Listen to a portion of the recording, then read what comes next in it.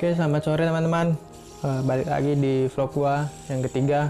Vlog kali ini gua bakal ceritain review dari vlog yang kedua. Waktu gua jalan ke Sabang sama Medan. Ceritanya gini, kan semalam gua kirim link vlog gua yang kedua itu ke ibu ya, kalau gue panggil ibu.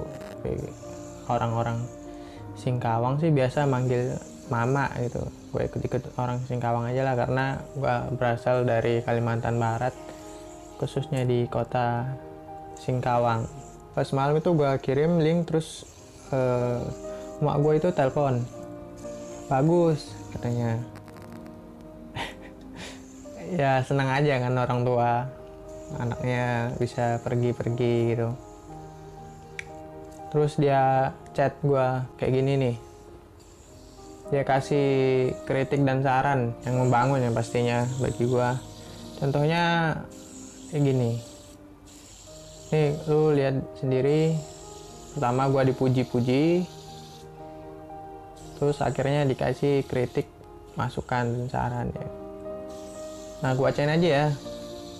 Yang pertama, sarannya itu gini: setiap tahap awal buat perkenalan diri yang jelas. Contohnya nih, saya Albert Jeskel Arijaya, mahasiswa UKSW Universitas Kristen Satya Wacana, semester 6. Saat ini sedang magang di Menpar. Itu kalau untuk saran yang pertama ini kayaknya gue udah lakuin di vlog gue yang pertama. Teman-teman bisa cek aja di vlog gue yang pertama, itu perkenalan gue, kenapa gue bisa magang di Menpar gitu kan. Terus untuk saran yang kedua, gue bacain saran yang kedua. Beri informasi kedudukan dan tujuan. Misalnya, saat ini saya sedang mendapat tugas kepercayaan mengikuti perjalanan dinas untuk sosialisasi lomba destinasi pariwisata berbasis ramah lingkungan di Kota Sabang dan Medan. Sebuah keuntungan yang menyenangkan bagi saya sebagai mahasiswa magang di Kemenpar. Untuk saran yang kedua, bagus. Gue akan terima saran yang kedua ini. Jadi contohnya itu apa? Artinya untuk tujuan dari vlog yang gue buat nih untuk apa gitu kan? Gue harus menceritakan itu di awal. Katanya sih seperti itu sarannya dari ibu gue, mama. Saran yang ketiga, buat kalimat ajakan mengikuti kegiatan dengan menarik. Misalnya begini: teman-teman mau tahu lebih lanjut, ayo ikuti perjalanan saya selama 4 hari. Nah, untuk saran yang ketiga ini ditujukan buat ajakan ya, buat ajakan. Ya kayaknya juga gua udah lakukan di vlog yang kedua, gue udah lakukan. Keempat, penggunaan kata daerah boleh dipakai. Gua atau saya lebih Jakarta punya, gue atau saya lebih Betawi punya. Tetapi kata saya terasa lebih berkarakter dan lebih pas karena mudah diterima oleh banyak kalangan yang berbeda. Oke, untuk saran yang keempat ini gue juga masih agak susah gitu. Karena apa? Gua ngomong gua kayak gini aja, gua perlu penyesuaian yang lama ya. Karena memang gua nggak terbiasa ngomong pakai gua, gue, lu, lo gitu kan. Karena di kota kelahiran gua nggak menggunakan bahasa kata-kata itu. Gua pakainya itu aku atau kau, dia agak ke Melayu-Melayuan gitu. Terus ada lagi saran yang kelima itu info materi boleh lebih detail tentang nama tim atau tempat. Oke, untuk nama tim gua nggak ada, bukan nama sih, maksudnya tim gua pergi sama satu tim yaitu 3 orang, gue sendiri, terus Pak Anderson sebagai supervisor gua di Kementerian Persata, terus ada lagi satu lagi Profesor Winda Mingkit. Nah, itu ibu profesor dari Manado. Kebetulan dia juga dapat ini kan, apa namanya, ditugaskan menuju ke Sabang.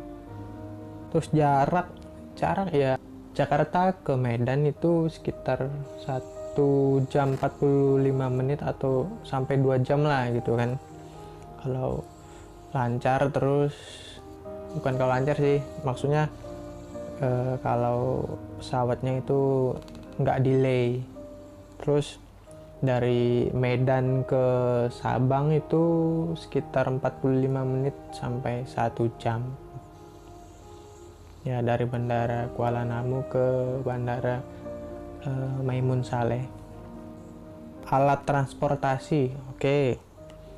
Alat transportasi gue dari minggu pagi itu gue mesan ojek online, motor ya, karena gue sendirian.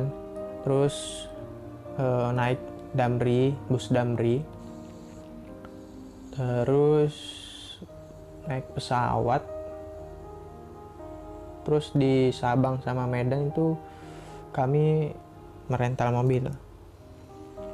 Terus harga tiket, oke. Untuk harga tiket ini buat yang gue tahu cuman harga tiket bus Damri, yaitu dari stasiun Gambir ke Bandara Soekarno-Hatta itu 40.000 ya. Kalian hitung sendiri pulang pergi gitu kan, gue naik Damri karena itu aja yang gue tahu, dan itu yang gue bayar sendiri. Yang lainnya gue nggak tahu, karena memang udah dibayari gitu, bukan dibayari sih, memang ya seperti itulah, namanya juga anak kos kan.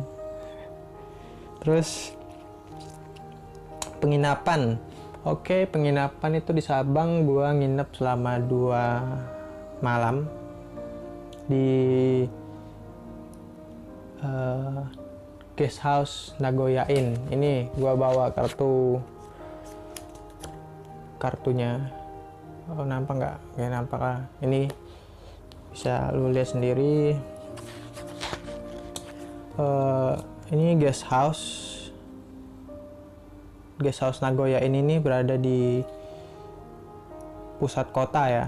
Di Sabang itu udah dibilang pusat kotanya gitu. Nah, memang khusus untuk perjalanan dinas memang banyak yang menginap di situ. Kalau resort-resortnya itu lebih cenderung ke tepi-tepi pantai. Itu biasa untuk wisatawan. Penginapan gue di Medan itu kami menginap di hotel Hermes Palace. Itu di pusat kota juga. Kenapa kita pilih itu? Karena dekat dengan destinasi yang akan kita tuju gitu. Untuk saran yang keenam, penggunaan katanya. Nah, katanya itu mama gue merujuk kepada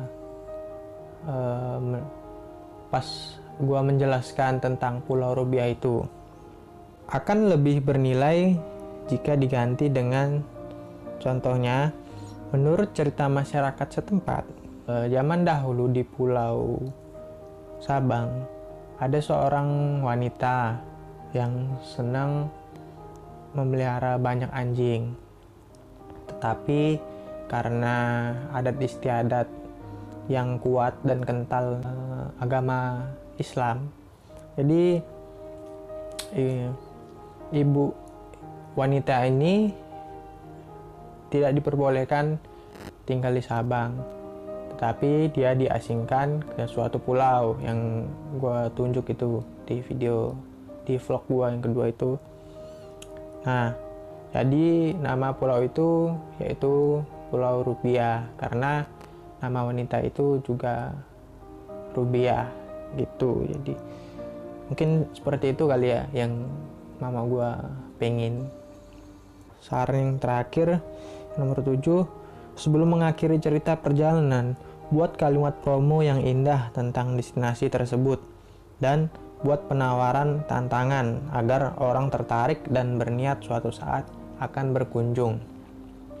Kalimat ajakan ya buat ke Sabang. Oke lah, gua ngerti maksud mama gua. Contohnya kayak gini, ayo datang ke Sabang. Sabang itu destinasi wisata yang cocok untuk kamu yang pengen merasakan santai, rileks gitu kan, damai, tenang, jauh dari hiruk pikuk kota, banyak suara mobil, kendaraan lah. Kalau Sabang itu menurut gua, di Sabang itu nggak ada bar gitu, nggak ada klub. Dan waktu gua tanya-tanya, di Sabang itu untuk bir saja itu masyarakat Sabang itu tidak diperbolehkan untuk membeli bir sama pemilik resort atau hotel atau guest house yang ada yang menjual, tapi diperuntukkan khusus bagi wisatawan untuk bir-bir itu gitu teman-teman. Yang mau gue sampaikan adalah kesan gue kan anak magang, anak kos gitu kan, jadi dalam benak gue tuh nggak ada sama sekali gue pengen berliburan ke Sabang, karena memang ke Sabang juga menurut gue pribadi itu gue nggak familiar gitu. Terus itu juga yang menjadi suatu kebanggaan bagi gue sebagai anak magang, karena diberi kepercayaan untuk mengikuti perjalanan dinas ini, dan semuanya itu gratis. Itu yang enaknya, itu yang mau gue sampaikan kepada teman-teman. Jadi bagi teman-teman yang akan magang khususnya, teman-teman harus mempunyai yang pertama itu akhlak yang baik gitu teman-teman, maksudnya karakter diri yang baik lah, pribadi yang baik. Kalau dengan orang yang lebih tua dari kita itu kita lebih sopan, lebih menghargai, menghormati, seperti itu. Jadi ya begitu teman-teman, itu yang mau gue sampaikan pada teman-teman. Untuk vlog kali ini, vlog gue yang ketiga ini, jika teman-teman masih ingin bertanya silahkan tulis komentar di kolom komentar di bawah. Oke, sampai jumpa di vlog gue yang berikutnya lagi. See you, God bless.